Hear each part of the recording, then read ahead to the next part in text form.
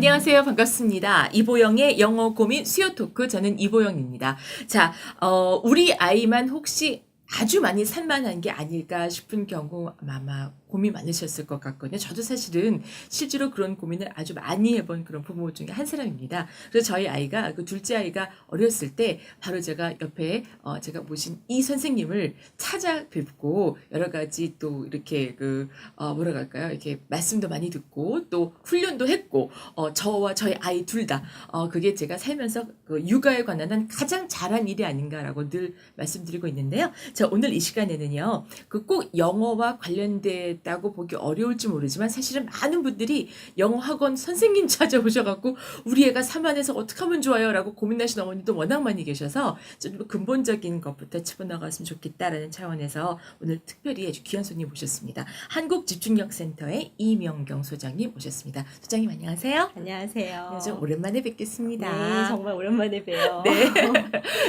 저희 그 둘째 아이가 지금 17살이 됐거든요. 그러니까 한 11년 전쯤에 선생님 찾아뵀던 것 같아요. 네, 그러네요. 네. 네, 초등 저학년 때. 네. 네. 아마 그 유치원 때인가 초등 저학년 때인가 그랬던 것 같습니다. 네. 네. 그 작던 아이가 지금 너무 헌칠하게 잘 커서. 다 덕분입니다, 선생님. 네. 자, 선생님 그 한국 집중력 센터에 대해서 잠깐만 좀 소개해 주시면 어떨까요? 저희 센터는 말 그대로 이제 집중력 교육을 중심으로 해서 학습 상담, 또 집중력에 방해가 되는 심리적인 이유들, 뭐 이런 것들 심리 상담, 또 부모 교육을 전문으로 하는 상담 및 교육 기관입니다. 네. 지금 위치하고 있는 곳이 저희가 삼성역 근처에 있어요. 서울시 강남구 삼성역 네. 근처에 자리하고 계신데요. 자, 저희가 그래서 많은 어머님들, 특히 아버님들께서 고민을 하실 법한 아이의 그 집중력과 관련된 문제들 좀 모아봤거든요. 첫 번째 질문부터 선생님 드려볼게요. 내 아이만 유독 산만한 게 아닐까라는 그런 불안함과 두려움이 있을 수가 있는데요. 그러니까 얌전히 앉아서 어떤 애들은 한 가지 책만 계속 읽고 한 가지 장난감을 얌전하게 가지고 노는 아이가 있는가 하면 또 막 이리저리 뛰어다니고 이런 아이들도 있어요. 네. 자, 이거 하나가 문제가 있다 이렇게 봐도 되는 건가요? 사실 아이들 대부분이 산만하고요. 네. 산만한 게 정상이에요. 그래요, 선생님? 그러니까 산만하다는 게 네. 어느 정도가 산만한 걸까요? 그러니까 이제 그게 사회 문화적인 그 허용 범위가 조금씩 다르긴 하지만 어른의 기준으로 봤을 때 산만하지 않은 아이는 거의 없고요. 또 이제 어린 아이의 특성 자체가 산만하고 충동적이고 그런 기간을 거치면서 이제 차츰차츰 이게 집중하는 힘도 길러지는 거기 때문에 너무 어릴 때부터 아이가 산만한가 저게 정상인가 이런 고민은 안 하시고 그냥 편하게 지켜보시는 게 좋고요. 때때로 이제 기질적으로 좀 많이 산만한 아이들이 있긴 있어요. 네. 근데 그런 기질적인 문제도 성격 발달과 함께 점차 이렇게 완화되는 특성이 있으니까 얘는 좀 많이 산만하구나 싶으면 좀 많이 데리고 나가시고 여러 가지 이렇게 자극들도 호기심 많은 아이들이 또 산만한 경향이 있으니까 그런 호기심도 좀 잘 채워주시고 하면서 조금 그렇게 많이 산만한 아이는 부모가 힘이 딸리기는 해요. 네. 힘들죠, 쫓아다니느라고. 네, 그러니까 이제 뭐 체력도 좀 잘 이렇게 가꾸시면서 부모의 체력을 아이한테 맞춰주시다 보면 네. 그 아이의 에너지도 조금 차분해지고 떨어지면서 그리고 엄마도 이제 조금 마음이 편해지실 거예요. 그렇구나. 아까 말씀 주신 것 중에서 이제 어른의 기준으로 봤을 적에는 산만하지 않은 아이가 없다. 그렇죠. 다 산만하다는 네. 거죠.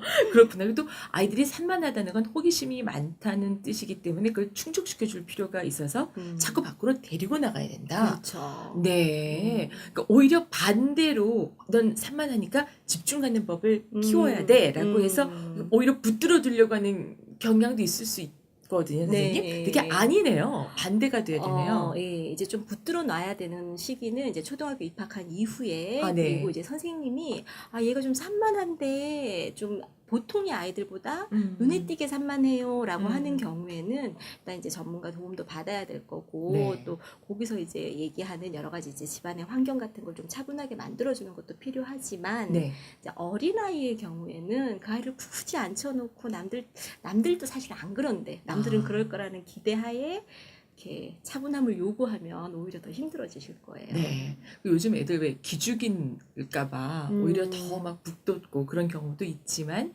그것 또한 이제 사실 눈살을 찌푸리게 하는 경우가 좀 있잖아요. 예를 들어서 공공장소에 아이들이 막 소리 지르면서 뛰어다니고 그러면 내 아이 일적에는 이쁠 수도 있어요, 네. 선생님. 그런데 다른 사람의 아이가 그렇게 예를 들어서 호텔 로비나 이런데 혹은 뭐 뷔페 식당 같은 데서 뜨거운 음식 막 있고 그런데 거길 막 해집고 돌아다니는데 그렇죠. 아무도 안 말리는 거예요. 근데 말렸다가는 이제 또 무슨 뭐 뉴스 들어보면은 뭐 싸움이 났다더라 이런 얘기 들어보니까요. 네. 그러니까 그게 곧 선을 지키기가 참 애매할 수 있는데. 그렇죠. 네. 네. 근데 이제 그런 이제 실내에서 공공장소에서 도를 네. 넘을 때는 부모가 반드시 개입하고 그 아이를 이렇게 앉혀놔야 되죠. 네. 근데 그런 아이일수록 이제 좀 여유 있는 시간대에 밖에서 많이 뛰놀게. 네, 공원도 많이 데리고 나가고 집 밖에 놀이터에서도 시간을 좀 많이 보내서 에너지를 자꾸 빼내고 그걸 자기가 인식하고 조절하고 이럴 수 있게 도와주는 게 그러니까 걔네들로는 평소에 많이 억압돼 있었던. 그렇죠. 어머나, 맨날 실내에만 그렇군요. 있고 집에서 있고 앉아 있고 이런 걸 강요받던 아이가 음. 이제 부모랑 같이 부모가 조금 한눈 파는 혹은 조금 바운더리가 넓은 이런 데서는 마구잡이로 뛰어다닐 수도 있죠. 알겠습니다. 네. 네. 자, 다음 질문 넘어가겠습니다. 아이가 산만하다라는 걸 그렇다면 어떻게 구별을 할 수가 있을까요? 말씀하신 것처럼 활동력이 좀 다른 사람보다 뛰어난 아이가 있는가 하면 조금 전에 말씀 주신 것처럼 저건 조금 좀 억지를 시켜야 되겠다 싶은 정도가 있겠고 그게 애매해요, 선생님. 근데 저는 사실 많은 분들한테 그럴 적에는 그냥 인터넷 들어가서 검색해가지고 뭐 이런 거 하지 말고 그 전문가에게 한번 상담을 의뢰를 꼭 해보시라고 말씀을 드리고 있거든요. 네. 어떻게 한번 기준을 잡아볼 수 있을까요, 선생님? 기준이 사실은 참 모호하긴 한데요. 네. 이제 부모님들이 많이 물어보시는 거는 그러면 몇 분 정도 앉아 있으면 그쵸. 그게 정상이에요. 뭐 몇 분 정도 어떤 활동을 지속하면 그걸 이제 괜찮다고 해요. 이렇게 물어보시고 또 많은 분들이 우리 애는 1시간도 못 앉아 있어요. 이거 문제 있는 거 아니에요? 이렇게 한 얘기하시는데 시간씩이나. 그렇죠. 네. 1시간을 기대하는 건 매우 비이성적인 거예요. 이제 시간을 기준으로 했을 때는 이거는 뭐 정확하게 연구가 된 건 아니고 또 아이의 상황에 따라서 조금 다르긴 하지만 아이들이 즐겨보는 텔레비전 프로그램 러닝타임을 한번 생각해 보시면 돼요. 네. 예를 들어서 뽀로로. 네. 그러면 뽀로로 러닝타임 혹시 알고 계세요? 오르는 타임이 한 20몇 분 아닌가요? 그렇게 생각하시는데 5분이에요. 5분. 5분. 한 편당 이제 시간이 5분이거든요. 정말 많은 모험을 하길래 많은 줄 알았더니 5분이군요. 그렇죠. 5분짜리가 여러 개 연결되어 있는데 그때 잠깐 쉬는 거죠. 중간에 네. 놀이 음악도 나오고 뭐 이렇게 캐릭터들 나와서 이제 다음 이야기가 나올 거야라는 걸 알려주는데, 그러니까 아무리 재밌게 만들어도 5분 후에는 쉬어야 된다는 네. 거예요. 그러니까 책을 읽거나 뭐 블록놀이를 하거나 이럴 때 아이가 5분 갖고 놀다 딴짓하네, 그거는 되게 자연스러운 거예요. 그리고 이제 조금 더 커서 저학년 아이들이 즐겨보는 뭐 예를 들어 터닝 메카드 네, 이런 네. 거면 그런 거 러닝타임이 한 20분 정도 되거든요. 그러니까 그런 20분 정도 어떤 책을 좀 꾸준히 본다 그러면 쟤는 그냥 평균에 맞게 집중하고 있구나 이렇게 보시면 돼요. 또 뭐 성인들 우리 즐겨보는 연애 프로그램 이런 것도 보면 1시간짜리 프로그램이지만 한 2타임으로 나뉘죠. 네. 코너가 다르잖아요. 네. 그런 것도 보통 한 30분 정도 지속하면 그 다음에 어. 또 다른 걸 찾는 그게 일반적이기 때문에 어른들도 뭐 혹은 좀 더 큰 중고등학생 아이들도 30분 정도는 그 다음에 좀 쉬는 게 네. 이렇게 5분이든 10분이든 딴짓 좀 하는 게 자연스러운 거지, 어떻게 1시간 2시간을 이렇게 조각처럼 앉아서 공부하기를 기대하면 부자연스러운 거죠. 근데 주변에서 꼭 아유, 어느 집 아이는 1시간 동안 그냥 엉덩이가 무거워서 그 책상에서 떠나질 않더라.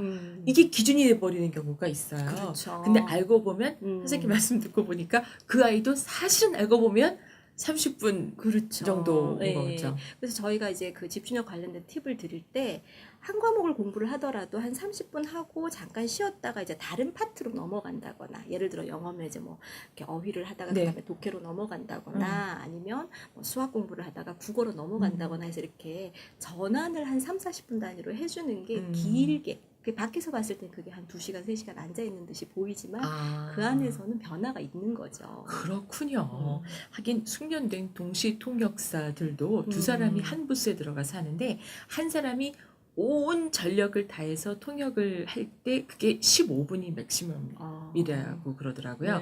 그러니까 뭐 아이들이야 뭐 오죽하겠어요. 그죠? 그렇죠. 네. 자, 집중 가능한 시간. 이게 상대적일 수 있지만 아까 방금 말씀드리신 것처럼 뭐 길게는 아주 이제 그 자제력 있고 그런 아이들이라도 할지라도 30분. 네. 어린 아이들은 뭐 5분. 그렇습니다. 5분도 못 앉아 있니? 라는 게 이제 할 말이 아니네요. 그렇죠. 네. 네.